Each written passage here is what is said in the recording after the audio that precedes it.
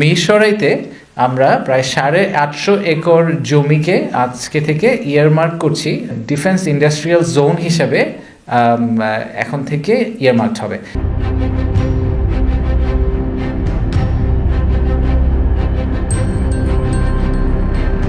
কথায় আছে উস্তাদের মায়ের শেষ রাতে।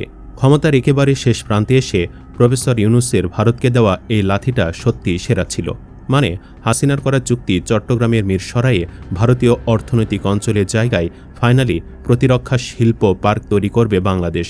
হাসিনা ক্ষমতা টিকে রাখতে দাদাদের মোংলা বন্দর দিয়ে মিরসরাইয়ে অর্থনৈতিক জোনের নামে খাল কেটে কুমির আনতে চাইছিল, ঠিক ব্রিটিশ ইস্ট ইন্ডিয়া কোম্পানির মতো। মানে দাদারা নৌপথে মোংলা বন্দর ব্যবহার করে পণ্যের কাঁচামাল এনে আমার দেশের মিরসরাইয়ে পণ্য উৎপাদন করে পাঠাইতে চেয়েছিল সেভেন সিস্টার্সে। মানে বাংলাদেশকে ভারতের অঙ্গরাজ্য বানাতে এটা ছিল হাসিনার আরও একটি পদক্ষেপ। কিন্তু ভারতের সেই গুড়ে বালি দিয়ে দিল ইউনূস। সামরিক ও প্রতিরক্ষা শিল্পে সক্ষমতা বাড়াতে চট্টগ্রামের মিরসরাইয়ে ডিফেন্স ইকোনমিক জোন বা সামরিক অর্থনৈতিক অঞ্চল স্থাপন করবে সরকার। মিরসরাই বাতিল হওয়া ভারতীয় অর্থনৈতিক অঞ্চলের প্রস্তাবিত জায়গায় এই সামরিক অর্থনৈতিক অঞ্চল করা হবে।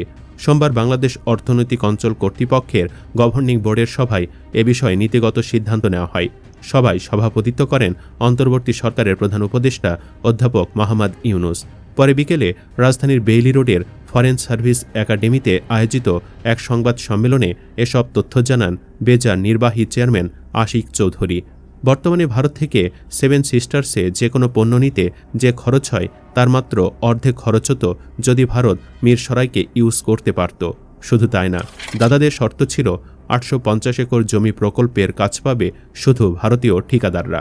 65% সরঞ্জাম ভারত থেকে আমদানি করতে হবে। বাংলাদেশি প্রতিষ্ঠান ঠিকাদারি কাজে অংশ নিতে পারবে না।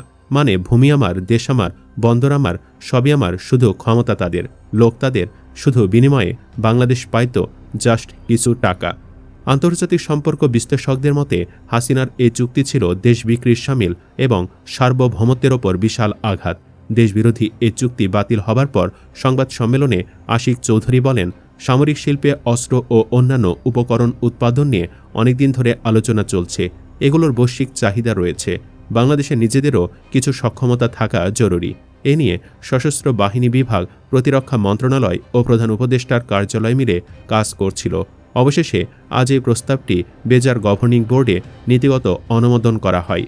আশিক চৌধুরী বলেন, মিরসরাইয়ে অবস্থিত জাতীয় বিশেষ অর্থনৈতিক অঞ্চলের অভ্যন্তরে প্রায় 850 একর খালি জায়গাকে আমরা চিহ্নিত করেছি।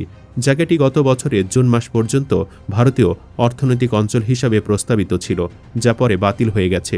সেটিকে এখন বেজার মাস্টার প্ল্যানে সামরিক অর্থনৈতিক অঞ্চল হিসেবে অন্তর্ভুক্ত হবে। বলা হচ্ছে, হাসিনার এই দেশবিরোধী চুক্তি বাস্তবায়ন হলে দাদারা পেত পরোক্ষভাবে বাংলাদেশের মালিকানাসহ হাজারো সুবিধা।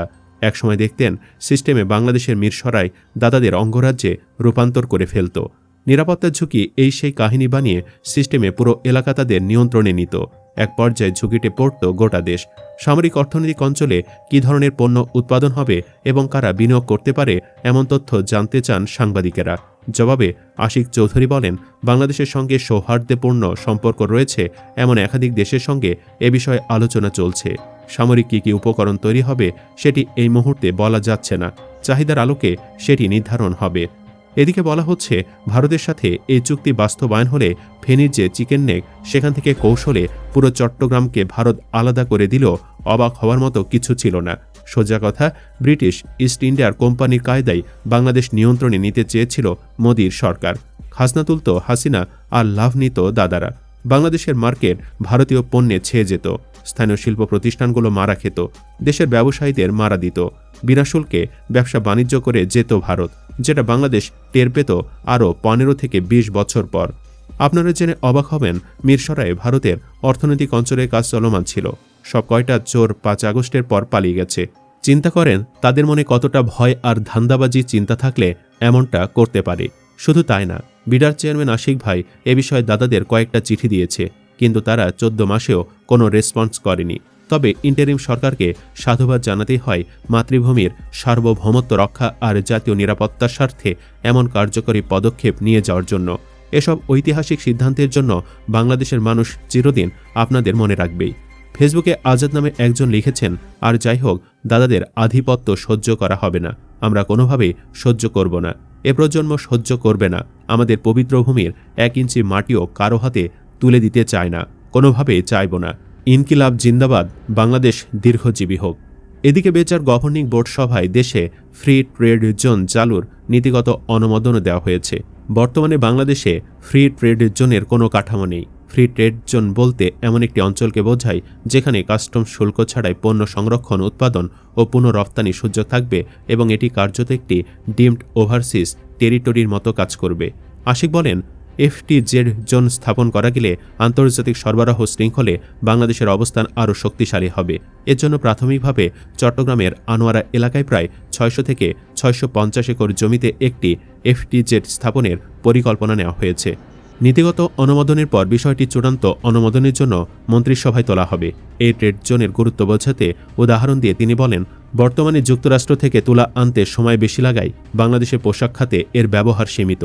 কিন্তু যদি সেই তুলা দেশের কোনো ফ্রি ট্রেড জোনে সংরক্ষণ করা যায় তবে প্রয়োজন অনুযায়ী বাংলাদেশ সহ অন্য দেশেও দ্রুত পুনঃরপ্তানি সম্ভব হবে।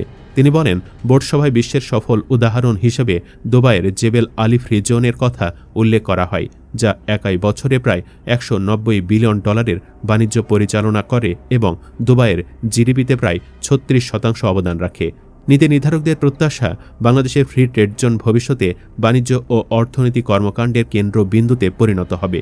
এছাড়াও সভায় কুষ্টিয়া সুগার মিল পুনরুজ্জীবনের বিষয়েও নীতিগত সিদ্ধান্ত নেওয়া হয় বলে জানান বিডার নির্বাহী চেয়ারম্যান।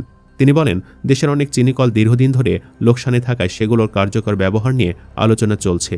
কুষ্টিয়া সুগার মিল এলাকায় গ্যাস, বিদ্যুৎ ও সড়ক অবকাঠামো বিদ্যমান থাকায় সেটিকে অর্থনৈতিক অঞ্চলের আওতায় এনে নতুন শিল্প কার্যক্রম চালুর সম্ভাবনা দেখছে সরকার। নীতি নির্ধারকদের মতে এ উদ্যোগ বাস্তবায়িত হলে দক্ষিণ পশ্চিমাঞ্চলে কর্মসংস্থান সৃষ্টি হবে এবং প্রায় 200 একরের বেশি জমির কার্যকর ব্যবহার নিশ্চিত করা যাবে। সভায় গৃহীত আরেকটি গুরুত্বপূর্ণ সিদ্ধান্ত হল পৌরসভা এলাকার ভেতরে অর্থনৈতিক অঞ্চল করার অনুমতি দেওয়া। বিডার নির্বাহী চেয়ারম্যান বলেন, 2012 সালের আইনে পৌরসভা এলাকাকে অর্থনৈতিক অঞ্চলের বাহিরে রাখা হয়েছিল। তবে বর্তমানে পৌরসভার সংখ্যা বেড়ে 331 হওয়ায় শহরের বাইরে অর্থনৈতিক অঞ্চল করতে গেলে কৃষি জমি ব্যবহারের চাপ বাড়ছে। এ কারণে নীতিগতভাবে সিদ্ধান্ত নেওয়া হয়েছে পৌরসভা এলাকার ভেতরে থাকা বন্ধ বা পরিত্যক্ত শিল্প কারখানাগুলোকে পুনরায় অর্থনৈতিক কর্মকাণ্ডে যুক্ত করতে অর্থনৈতিক অঞ্চল গঠনের সুযোগ দেওয়া হবে। গভর্নিং বোর্ড সভায় প্রবাসী বাংলাদেশিদের মাধ্যমে আনা এফডিআইয়ের ওপর 1.25% নগদ প্রণোদনা দেওয়ার নীতিগত অনুমোদন দেওয়া হয়েছে। সংবাদ সম্মেলনে আশিক বলেন, প্রবাসী বাংলাদেশিদের আন্তর্জাতিক নেটওয়ার্ক কাজে লাগিয়ে বিদেশি বিনিয়োগ আকর্ষণ করাই এ উদ্যোগের লক্ষ্য। প্রবাসীরা তাদের পরিচিত ব্যবসায়ীদের দেশে নিয়ে আসার ক্ষেত্রে ভূমিকা রাখতে পারবেন। উদাহরণ দিয়ে তিনি বলেন, কেউ যদি $100 মিলিয়ন বিনিয়োগ বাংলাদেশে নিয়ে আসেন তাহলে সরকার তাকে $1.25 মিলিয়ন ক্যাশব্যাক দেবে।